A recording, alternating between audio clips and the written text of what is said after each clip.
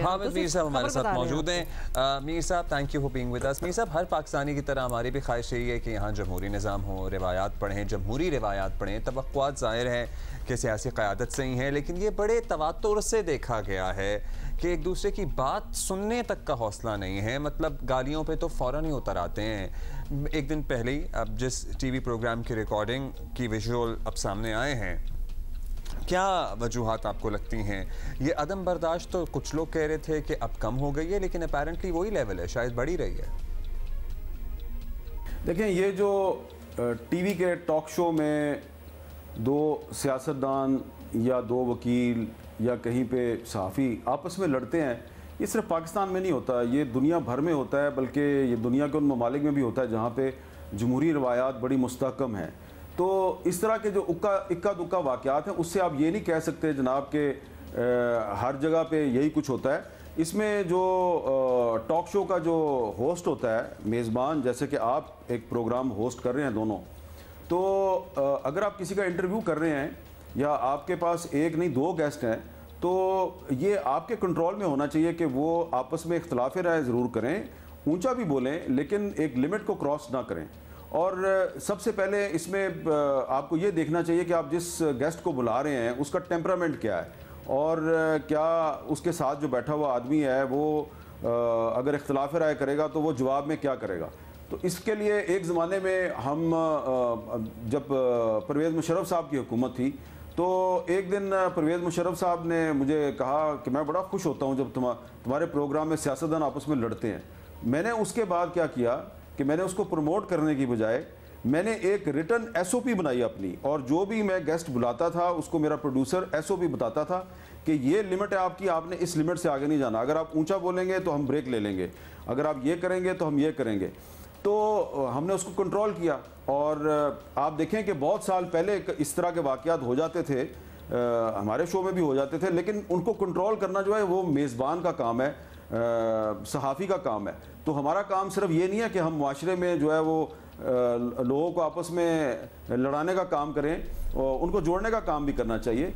Absolutely Mir साहब, अगर argument को आपको पता लग जाए तो किस डायरेक्शन में जा रहे हैं, आप उसी वक्त कंट्रोल कर लें तो ये नौबत नहीं आती। हाँ, लेकिन ये इक्का दुक्का इंसिडेंट्स भी नहीं है, ये तो हमने पूरा एक मोन्टाज दिखाया है जो कि टाइम अगेन होते भी रहे हैं, और आप तो पुरानी बातें मुशर्रफ साहब के वक्त ही भी बता रहे हैं।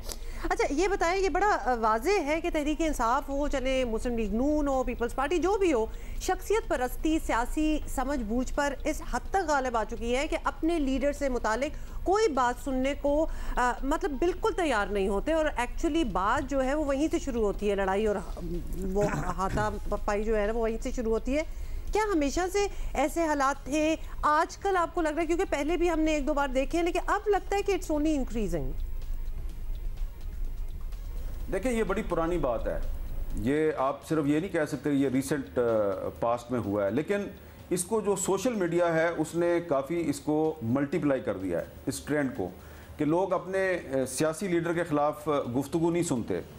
और जब आप किसी सियासी लीडर के ख़िलाफ़ या सियासी जमात के ख़िलाफ़ आर्गूमेंट नहीं सुनते, क्रिटिसिज्म नहीं सुनते, तो इसका मतलब है कि आप कमज़ोर विकेट पे हैं। जो सियासी लीडर अपने ख़िलाफ़ क्रिटिसिज्म सामने बैठ के बहुत तहम्मुल से सुनता है, इसका मतलब है कि वो एक मजबूत आदमी है, नज़रियाती तौर पे बड़ा मुस्तहकम है, और उसको अपने आप पे एतमाद है।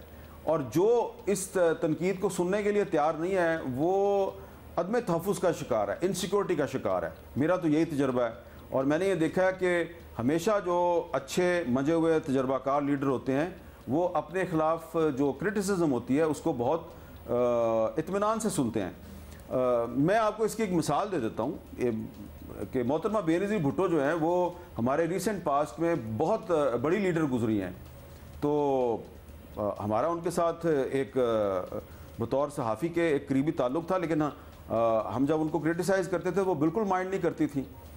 समटाइम्स ऐसा भी होता था कि हमने कोई लिमिट क्रॉस कर दी, अगर वो सिटिंग प्राइम मिनिस्टर है तो प्राइम मिनिस्टर का कोई प्रोटोकॉल होता है, तो लिमिट क्रॉस भी की, तो उन्होंने बाद में सिर्फ इतना कहा कि ये वाली बात जो है ये आप इस लहजे में अगर मुझे प्राइवेटली कह देते तो ज़्यादा मुनासिब था, इतने लोगों में नहीं करनी चाहिए थी। लेकिन माइंड फिर भी नहीं किया, और बाद में आइसक्रीम भी खिला दी कि माइंड तो नहीं किया।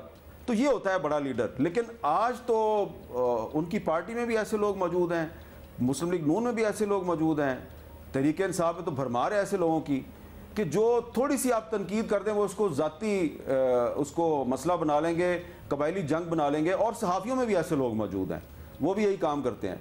तो ये नहीं करना चाहिए।